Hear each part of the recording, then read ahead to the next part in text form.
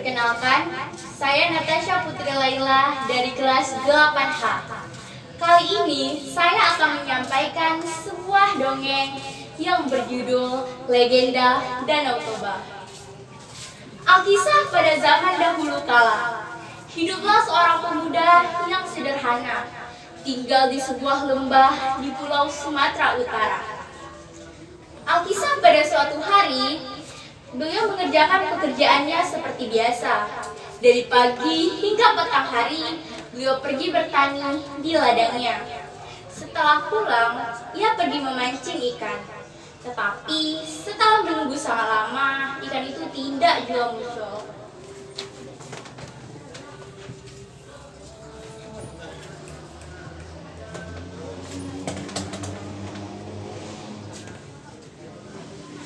Aduh, lama sekali sih ikannya.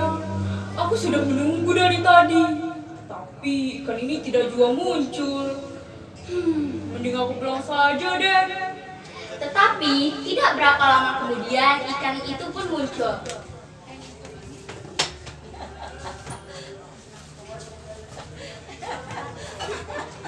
Mengapa ini sangat berat? Pasti ada ikan di sini.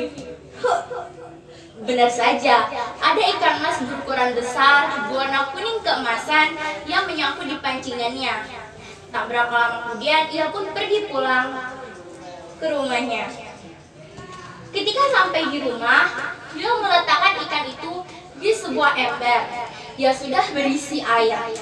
Ketika ini mulai memasak, ternyata kayu bakarnya habis. Aduh, kayu bakar tuh habis pula. Aku harus mengambilnya ke bawah rumah. Ketika mengambil kayu bakar tersebut, ia menyadari jika ikan emasnya tidak ada lagi di ember tersebut, melainkan adanya koin emas di dalam ember itu. Siapa yang mempunyai ini? Kemana ikan emasku? Ucap Toba. Beliau pun pergi ke kamarnya. Tetapi ada hal yang mengejutkan. Ada seorang wanita yang tinggi, cantik jelita sedang menyisir rambutnya. Siapa kau? Mengapa kau ada di kamarku? Ucap Toba.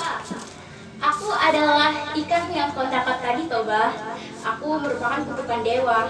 Tetapi ketika engkau menangkapku, kutukan itu hilang. Ayo kita ke dapur, aku sudah membuatkan banyak makanan, ucap wanita itu. Toba hanya mengikut saja ke dapur. Hingga mereka selesai makan, Toba berpikir dalam hati. Andai dia jadi istriku, pasti aku sangat bahagia. Ucap Toba dalam hati. Ternyata wanita itu bisa membaca pikiran Toba. Aku mau saja menjadi istrimu, tetapi aku memiliki satu syarat. Kau tidak boleh mengukir asal-usulku seperti ikan ini. Jika tidak, kau akan menanggung akibatnya, ucap wanita itu. Akhirnya mereka pun menikah. Setelah bertahun-tahun berlalu, akhirnya mereka memiliki seorang anak yang mereka beri nama Samosir. Samosir tumbuh menjadi anak yang nakal. Kerjaannya hanya main-main saja. Tiba di dalam suatu hari, ibunya memanggil Samosir. Samosir, Samosir, ucap wanita itu.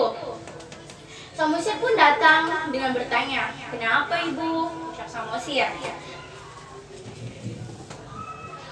Kau antarkan bekal ini kepada ayahmu, nak. Iya deh. Samosir pun akhirnya pergi mengantarkan bekal itu ke ladang ayahnya. Tetapi di tengah perjalanan, beliau malah pergi bermain. Setelah selesai bermain, beliau kelelahan. Ia berteduh di bawah sebuah pohon yang rindang. Aduh, capek juga ya. Aku sangat lapar. Aku makan saja deh bekal ayah. Beliau pun memakan bekal itu hingga kekenyangan. Kenyang. Kau mengantarkan bekal ini kepada ayah. Ketika sampai di ladang, ayahnya yang sudah kelaparan itu memanggil Samosir. Samosir, Samosir, cepat, ayah sudah lapar, teriak Toba. Samosir pun datang dengan membawa bekal itu. Toba yang mendapat bekal itu pun membuka bekal itu. Alangkah kagetnya dia, tidak adanya makanan di sini. Kemana bawa bekalku? Mengapa tidak ada? Kau makan ya? Maaf ayah, ucap Samosir. Toba pun marah dengan melanggar janjinya. Dasar kau tidak tahu diri, dasar anak ikan.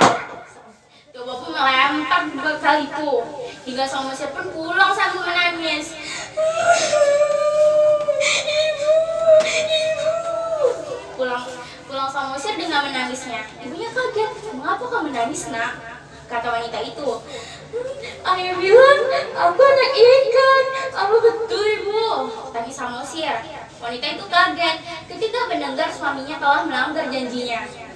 Nak, kau daki bukit itu secepat mungkin, karena air bah akan datang, kata wanita itu. Samosir pun pergi dengan berlari menuju bukit itu secepat mungkin. Wanita itu yang melihat anaknya sudah mendaki bukit, ia pun mencari sebuah sungai dan menyemplung ke situ, hingga dia berubah menjadi ikan mas kembali. Lalu air bah pun datang, hingga membuat lembah itu menjadi sebuah danau yang sering kita dengar dengan Danau Toba. Dan bukit yang didaki oleh Samosir itu menjadi sebuah pulau di tengah-tengah danau yang sering kita dengar dengan Pulau Samosir.